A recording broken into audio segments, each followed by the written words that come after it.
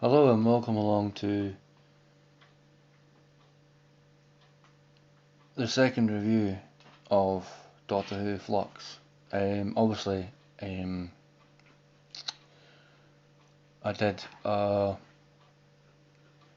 wee short review um, yesterday.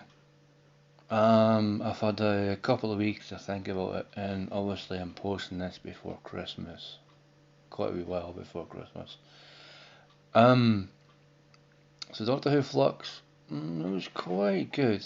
I mean, it did kind of suffer from everything happening everywhere at once, which made the story everywhere at once, if you know what I mean. But if you don't know what I mean by that is they had a lot of ideas, and I could tell from about the middle of the series that they were going to struggle to wrap everything up. I mean, the whole kind of Bell and Vinder thing was quite nice. I mean, they eventually at the end got back in the same area, basically Doctor's TARDIS, and that was quite nice that they met up, and that Bell said that she was pregnant and Vinder was going to be a dad. That was quite nice. Was sad though that Jericho died, but I do like his final words, as if to say to the audience, as if to say, death is a part of life, and you've kind of got to just accept it, but be okay with it. You know what I mean? And Jericho's last words were kind of like really beautiful, and the fact where he closed his eyes and just accepted his fate of being dying in the flux, basically. Because Sontaran basically comes in and says, I will now execute you. And Jericho turns around and goes, I really don't think you'll have the time for that. I think that's what he said. But, yeah. I mean, the fact that he said, basically he said that he's lived more being around the Doctor than he has in his life prior to meeting the Doctor. This is me reading between the lines, by the way. I was quite nice he said that, like, and it did kind of make a point that, yeah, he was going to die, and he just thought he'd just say, goodbye, Doctor, thank you for everything. You know what I mean? Yeah, because the way folk were upset with Jericho dying. But anyway, Carbonista. Basically, I call Carbonista and the Lupari race. Basically, Doctor Who's version of the Wookiees from Doctor Who. Now, Carbonista, it was kind of the comic relief of the series as I see him, but I kind of feel for him as well because, spoilers, the Sontarans just wiped out Carbonista's race just like that, and I'm like,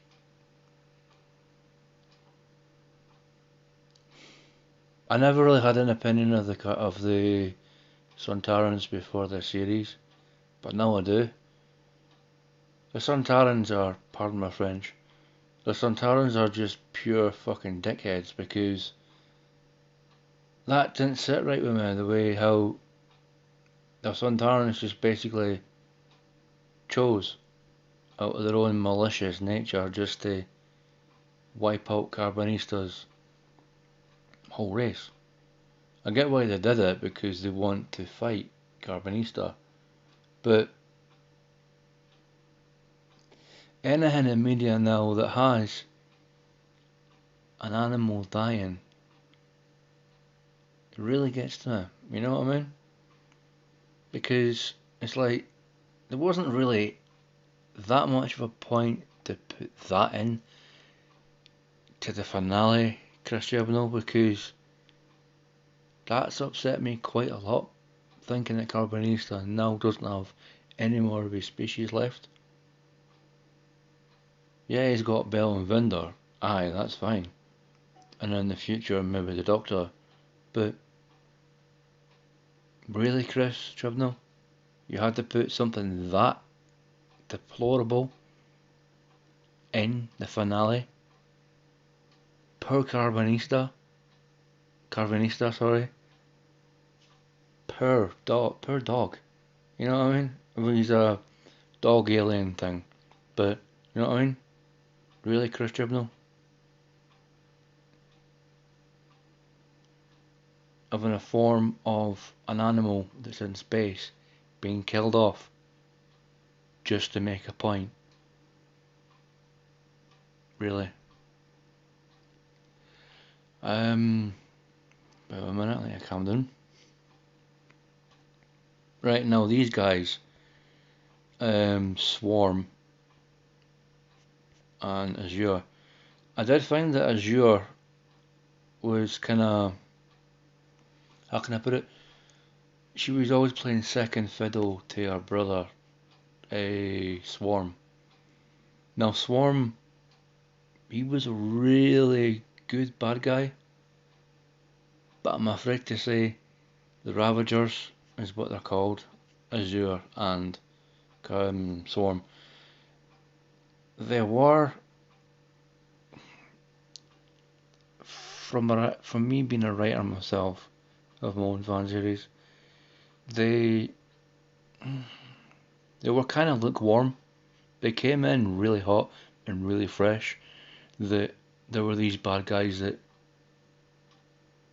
we want to destroy the universe and you, Doctor, and we will do it, like it or not. Yes, they do manage to do that with the Flux and that whole thing, right? But in the final episode, Swarm, right here, and Azure, they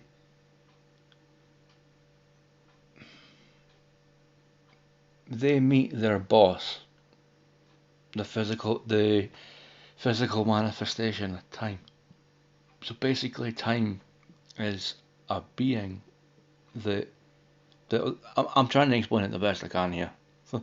Time is basically how it's portrayed in the Flux as a physical manifestation of time, and it takes on the form or ego of the person talking to it. So basically, time appears as Swarm here, right? And Swarm says to time that obviously we've done it and all that kind of stuff, right? For you, and we bring you the Doctor, the timeless child, as a sacrifice. And then time just turns around and goes, so how do I reward you for failure? And I'm like, oh, because Azure and Swarm are not aware that the Doctor has used Passenger to absorb the Flux. And I just thought that was brilliant when the Doctor thought of that, to use Passenger's ability to absorb things into it, to absorb the Flux. That was just a big brain play by the Doctor. It was absolutely blooming fantastic.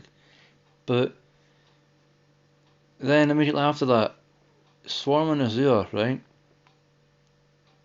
For Time was so annoyed with them that they failed, that what Time did was he basically killed them. And I mean, Azure was like, ah, finally, Ascension. And I'm like, that's a bit arrogant for, like,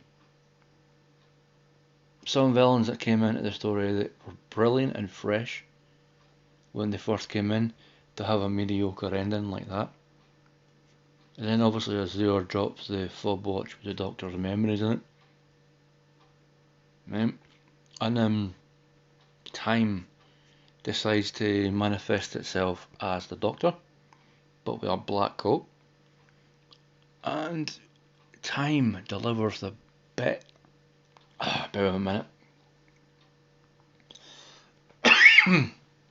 Time delivers the best line in this whole series. Time turns around to the Doctor and basically says, Doctor, beware of the forces that amass against you and their master. Now I'll let you drink that in for a little minute. And their master. It's pretty obvious who that's going to be. Exactly. My thoughts exactly. Because I'm thinking that you just said in your head now, or out loud when you're watching this video, that the master's coming back. Don't know how he managed to survive the Gallifrey being vaporised, but all I can say about that is wibbly wobbly timey wimey stuff. And obviously the Doctor said, and obviously like the closing half of the episode, that basically before she put the fob watch or her memories into the depths of the TARDIS, right, she said, and not a so roundabout way to Yaz, I want to tell you everything about me, I really do. And then there was a kind of awkward, kind of charged moment between the Doctor and Yaz that quite a lot of us in the universe thought that the Doctor and Yaz were going to kiss. It was obvious it was going to happen, but the BBC, being the way they are, they don't want to show that kind of thing, which they should have, because I'm all for that, because there is kind of a relationship-ish thing that's been built up between the Doctor and Yaz since they first met, and it's obvious from Yaz's point of view and the Doctor's point of view that they both like each other, but the Doctor is, and always has been, really awkward with these kind of things, and that's no fault of the, that's Doctor is just a Doctor. She, at times like these, I'm glad that the Doctor can be annoying sometimes, that the Doctor keeps so much back and doesn't let anyone in. Well, the Doctor's alien. The Doctor's an alien. She obviously doesn't probably know how to communicate. So all in all, Flux was a good series, but I do agree with a YouTuber that I watched not that long ago, their review of Doctor Who Flux, and yeah, I mean, it did feel like they did introduce a hell of a lot, and obviously didn't realise that they had to pay off all these each individual stories. Bells, Vinders, the Grand Serpents, Jericho, Yaz, Dan,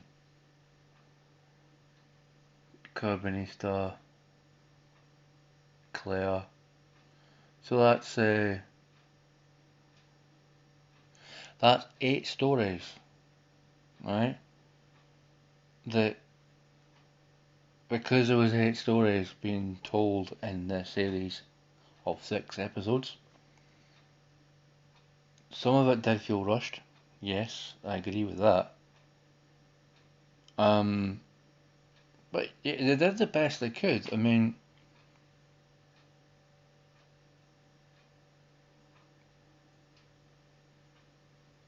the only things that held this series up for me was Jodie's performance as the Doctor as a whole was absolutely friggin' fantastic. You can tell that Jodie Whittaker is a brilliant actress, and she tried the best she could with the script that she was given for this whole series.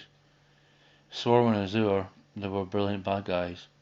But I do feel that Swarm, the one with the blue head here, the one that has the blue like skin, when this scene here that I've got a screenshot of was on the screen, she did play second fiddle to her brother, Swarm, the guy with the purple skin, a hell of a lot. Which was a bit kinda, right, okay. Because Azure, female alien, being second fiddle to her guy, our brother. And I'm not going to get into politics of the whole way the world is nowadays, but aren't the BBC meant to be equal opportunities? You've got a female character and a male character, and yet Azure was kind of sidelined to the second-hand character, like the sister of the main villain, and it was all about Swarm. I'm not going to get into that whole kind of thing that the BBC are clearly not wanting to do. But anyway,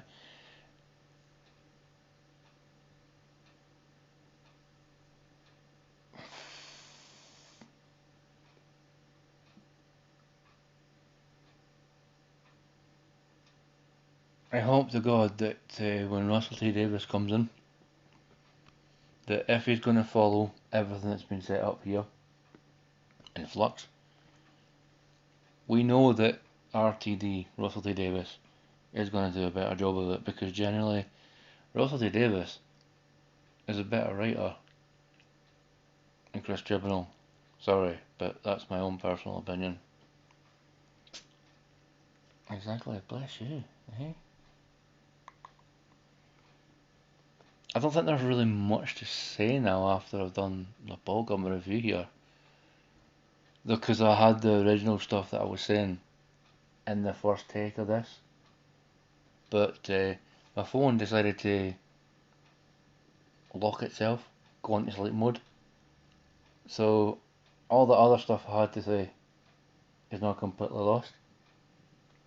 But anyway, hopefully you guys have enjoyed my second video on Doctor Who Flux.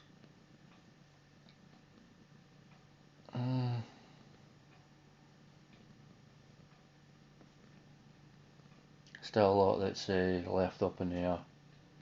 That hopefully either Russell T Davies or a future story that Russell T Davies brings in, he'll kind of like hint towards this or something. The full botch and everything, the Doctor's memories in it. The Doctor very conveniently dropped into the heart of the well, down into the heart of the TARDIS. Well, near the heart of the TARDIS. Because she said, hide this, she's basically said to the TARDIS, basically within the line she said, hide this in a place in the TARDIS that I can't find it unless I really need it. So they're obviously going to try, obviously they're going to go back to this storyline at a future point. Hopefully. And if it is Russell T Davies that addresses this, we know that he's gonna do it. He's gonna do it. He's gonna do it good. He's gonna give it justice. Because to be honest, Russell T Davies is the only writer, head writer, showrunner, whatever you call him when he takes over again, that I trust with this franchise. Yeah. But anyway, thanks for joining me. I'm gonna make myself something to drink, just stay hydrated, and I'll see you in the video that I've got planned for Christmas Eve. So I'll see you then, and then I'll see you in the New Year's Day special of Doctor Who, which is officially called Eve of the Daleks. Yes. Very unique title. Anyway, I'll see you then. And if I don't see you then, I'll see you in the new year. Have a good Christmas, alright? Ta-ra for now. And as always, Johnny.